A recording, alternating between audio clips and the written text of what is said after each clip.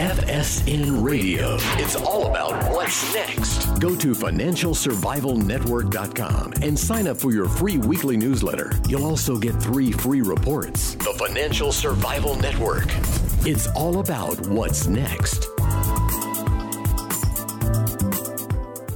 Welcome. You are listening to the Financial Survival Network. I'm Kerry Lutz, and look, you know I am big on e-bikes. I've got 2 of them.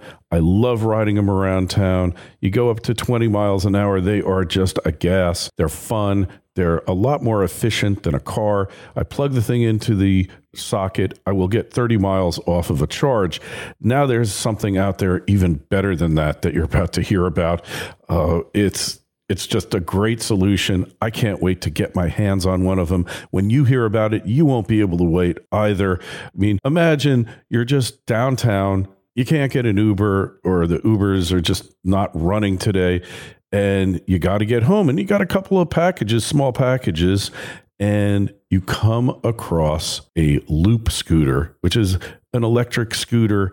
You put in your credit card and you're off, and you take it home, and you get home in a couple of minutes without having to go through traffic, without getting stuck at 18 different lights with the Uber driver, and then they get lost. All of this. This is an amazing service. It's coming to hopefully a city by you very shortly. We are really thrilled to have on with us Anwar Sukkarie. He is the CEO of Loop Scooter. Anwar, welcome to the show. Thank you for having me. Hey, and I should mention before we get started, Loop, L-O-O-P, scooters.com, where you can find out more information about electric scooter sharing. Look, I've been on regular scooters, Anwar, but an electric scooter is just cool, isn't it? It is so cool, and it is addictive, I must say. It's so easy to use, it's silent, and gets you to where you want to get in a very reasonable time because of its, of course, speed. It's a little bit faster than what you see on the push scooters, on the stand-on scooters. This is a sit-down scooter. So you sit on the scooter and get you to where you want to get in a good timing, silent, beautiful ride, and very safe at the same time. Yeah, much safer. I mean, one of the things that amazed me about your service, like the problem with a lot of these bike share and everything else, they don't provide you with a helmet. Your service is different in that regard, isn't it? It is. We have a helmet. It is on the scooter itself, and the scooter will not start without a confirmation from the rider that he or she has the helmet on their head. And that's when you can actually start the ride. Otherwise, the scooter won't start. Yeah, which is great. I love that. It's kind of, hey, look, it's a little nanny-ish, but you need to have a scooter on these bikes. I don't care about helmet laws or anything else. Wearing a scooter is mandatory. It's just makes sense because you hit your head and you're in a helmet, you'll be fine. You hit your head and you're not in a helmet, you get a subdural hematoma and it's over for you. What about cost? What is the cost of using the service, and how does that compare to other forms of transportation? The way we charge for our service is by basically how many miles a person would ride the scooter for. It's not by time. And this is also related to safety. We did this specifically because we did not want riders to rush through a traffic light to save a minute or two and save themselves $1 or $2. We want our riders to get to their destination safely and in one piece, basically. It's very critical for us to have this safety aspect associated with our scooters. So we charge per mile. Typically, on the average, is about between 60 to 70 cents a mile. And it will vary between cities, like some cities more, some cities less. It's all the economy of scale, obviously. And now we also have a time component. So let's say you want to take a ride from point A to point B, and along the way, you'd like to stop at a coffee shop and chat with your friends or whatever, then we will charge for parking. And the ride will not be able to be terminated unless you get to your particular destination. So there is a time component, but it's only empowered or only enabled once there is a parking component to the ride. I see. So you don't want to have the Domino's pizza phenomena that they had a while ago where they guaranteed your pizza would be to your house in 5 minutes or less. And then they've got these young kids hopped up on whatever. racing their vehicles to get to your house so they don't get charged for the pizza because it was late. So we don't want to have that, obviously. So when you drop off your scooter, where do you drop it off at? We've got two solutions or two forms of the service. One which is referred to as station to station. So imagine a city, and the city has, let's say, 50 or 60 specific locations where there are a lot of people and there's lots of pedestrian traffic and there's a lot of commuter traffic. So we will appoint those 50, 60 locations with what we refer to as geofences. And you can start with one particular station, and then you have to drop it off at another station that is also a designated station for loop. So you cannot end the ride unless you actually drop it off in one of those particular designated stations. It's not a docking station, mind you. It's just a place to park, really. So the other form of service we refer to as a floating service. So that particular service, you can pick it up anywhere in a certain city where of course it is legally parked, and then drop it off where you can legally also park it. So it's referred to as floating because you're not attached to a specific station. You can pick it up anywhere it is legally allowed to park, and drop it off where it is also legally allowed to park. Oh, very neat. Love that. And with these, you don't need a license, a motorcycle license for these, do you? No, you don't, because of the speed limitation, obviously. These are limited with their speed. They could go up to, in the United States, I think they could go up to almost 30 miles an hour. So actually a little bit more than that. It's 50 kilometers an hour in most cities around the world, which is equivalent to about, I think, 32 or 33 miles an hour. Now that will allow you to get to your destination pretty quickly. In most cities, really, drivers can't drive even more than 30 miles an hour anyhow, So there's that particular element that it can go up to that particular speed. And with that in mind, you don't need a license, a motorcycle license. That's great. Yeah. Good. And so really, scooter, it's obviously if there's a lot of snow, rain, whatever, could have limitations, but in most cities, most times of the year, it's going to be okay to ride these, right? That is so true. Like today, I'm holding this interview with you from Vancouver. It snowed heavily yesterday, so I did not ride my scooter. But this is one of the very few days during the year that I don't use my scooter. I ride it when it's raining. I ride it when it is cold. No problem. The snow would limit my movement. We typically see a drop of about 40 to 50% in usage on extreme weather days. When I say extreme, I'm not talking about real extreme, but when there's a lot of rain or when there's a lot of cold. So, but beyond that, you still would see people using it, even if the weather is cold. Oh, that's great. Hey, so company, you said you're operating right now in Beirut, Lebanon. So I assume you have revenues and hopefully profits. Yes, we do. We have not reached the profit level. However, we believe it's going to happen this year. And the reason is that we only have a limited number of scooters in that location. We are going to augment it now with another 110 additional scooters to whatever we have. And that should happen in the second quarter of this year. And the end result would be what we hope for this year, and what we will strive to achieve is profitability this year. In 2019. Oh, that's excellent news. And of course, you're publicly traded, right? We are publicly traded. We are on the Toronto Venture Stock Exchange and OTC as well. All right. In the United States, yeah. Excellent.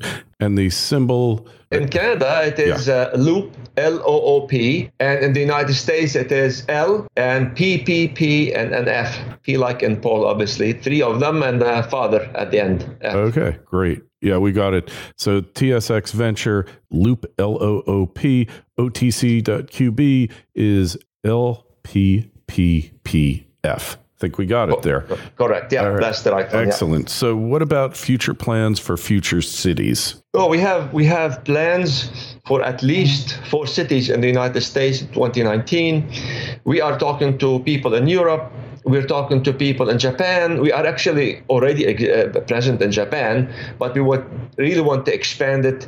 We recognize that Tokyo 2020 Olympics will be a big thing, and we want to be there. So we started the business in Japan almost 3 years ago, 2 to 3 years ago, and now we are established there, and we're striving very hard to identify a local partner to expand our presence and strengthen it. Of course, in Canada, we are in Vancouver. We hope that will be another city also in the Lower Mainland here in British Columbia. Overall, you should see Loop service available in 4 to 8 cities in 2019, depending on regulation, depending on licensing. There are a few elements, a few parameters to our ability to scale up quickly. But we expect at least 4 this year in 2019. And please remember that our scalability is not limited by technology. The technology is there. We're ready to deploy like today. So the whole thing now is rests on regulation, rests on finding the right partners, on expanding in the right time, on manufacturing, few parameters that regulate this particular scale up. How much does a scooter cost you new? Okay, so we typically don't like to disclose that, okay. But it is. I could tell you our cost is below $2,000 US. Okay, fair enough. Yeah, we don't want you giving out trade secrets here for sure, but the concept of it seems really good. What about your competitors? Anybody out there trying this business model? Oh, yeah, absolutely. This business model 3 years ago, 4 years ago, we were among the very few in the world doing this. Then there comes a big wave in Europe with these types of scooters and these types of services. And now you can see a few dominant players in Europe, among which would be Cityscoot in Paris, with a primary focus right now on the French capital. And they've got by now, probably they have over 2,000 scooters in Paris alone. Heavy focus on the business layer of the like professionals, bankers, salespeople, that sort of commuter. So pretty successful. They're not publicly traded. They're private company, and I believe actually they're probably making money by now. I mean, they're running a very good operation there. We also have in the United States, there's a competitor. A company by the name Scoot out of San Francisco, and they're very well managed, very good company as well. They also are privately held. I just want to say here that Loop is the only company, to the best of my knowledge at least, the only company in the world that's publicly traded right now in our particular industry. Okay, yeah. So in the United States as well, there are other competitors, but they're much smaller. They're not where Scoot is or where LoopShare is. And now with our planned expansion in the United States, I honestly believe that LoopShare will become a contender for who's who in this particular industry in the United States. Yeah. Okay. Well, really interesting times ahead. You have any major announcements you've made recently? Well, we made a major announcement with the acquisition of the IP and trademarks of the e-Sukkarie bike, and this is from Raytronics, and also with Ray J, who's a celebrity, obviously, but in my opinion, he's a real entrepreneur, very knowledgeable about the electric scooter market and the electric scooter technology, and we love his bike. I think his bike will allow us to target the lower speed type of scooters and type of service. We want to be the sit-down scooter kings of the world, really. I would love to offer not only the 35 miles an hour speed type of scooter, but I'd like to offer also the 12 and 13 mile an hour scooter. But it will be like a sit-down scooter. It will be far safer, right. Sure. And it will integrate our particular technology, which involves a digital display. Think of it like an iPad on wheels that replaces the analog dashboard and allows for a multitude of applications and additional revenue streams available to the zone operator in a particular city. And just to explain, a zone operator is the entity or the organization that takes care of operating our fleet in a particular city. So our technology integrated with Ray J's scooters, I think, will become quite a hit, and we believe in it. And it will augment our particular offering right now, thus offering a lot of cities a multitude of transportation vehicles in the micro-mobility sphere that will cater to any city's needs and requirements. So when you say micro-mobility, what does that apply to exactly? Well, micro-mobility is basically the last mile. We refer to it as a 100% occupancy vehicle. So it's meaning that one rider per vehicle. And you cannot have more on that particular vehicle. So to explain it further, if one person in a four-seater car and driving it on his or her own, it means that they're occupying only 25% of the vehicle. With micromobility, it's 100%. It's one person on that particular vehicle. And also, it's a shorter distances. Our scooters, the ones that we offer in Vancouver and elsewhere, our scooters could take you up to 20 miles easily. No problem. The smaller types of scooters would do 2 miles, 5 miles. So our scooters can cover between 0 to 20 miles. And the stand-on scooters are just, of course, for shorter distances, maybe up to 3 or 4 miles at best. And we refer to all this as micromobility. Okay. And how do you charge them? How do you get the batteries recharged? That's a very good question, because unlike the stand-on scooters, what we have is a scooter that is very connected, and it tells you in real time the state of charge of the battery. So the operator, the zone operator of a city, will know that scooter, let's say 55128, located at the intersection of Main Street and 24th Avenue, is about 40% of charge only. So if there's a rider on it, the rider will be alerted that you only have 40% left. What would you like us to do? We can meet you and swap the batteries right away. So there's no need for you to stop anywhere really more than 10, 20 seconds, and you'll be done, and you can continue on your merry way. Or we can a pinpoint where you can go ahead and plug in your scooter somewhere, or just get a fresh scooter.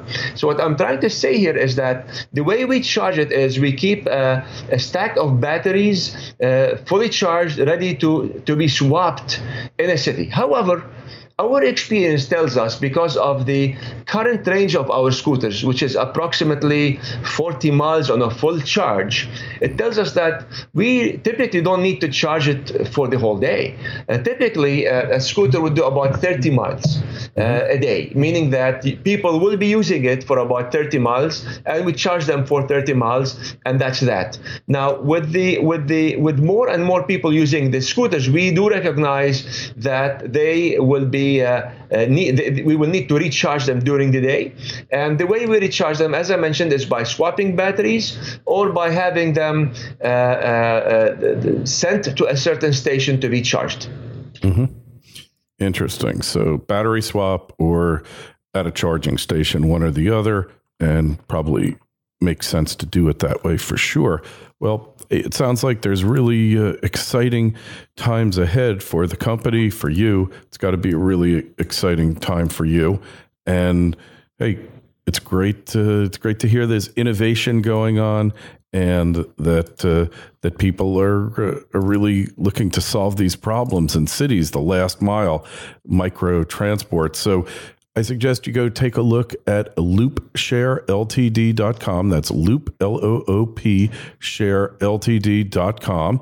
You can find it on the TSX Venture under the symbol LOOP, cool symbol. And the OTC, you will find it at LPPPF. Hey, Anwar, we wish you the best of luck, and sounds like you're really changing things for the better. Well, thank you so much, Kerry, and I hope to see you on one of our scooters soon. Hey, as soon as they come to Florida, I will be there. I promise you that. Thanks so much. Thank you. All the best. FSN Radio. It's all about what's next. Go to financialsurvivalnetwork.com and sign up for your free weekly newsletter. You'll also get 3 free reports. The Financial Survival Network. It's all about what's next.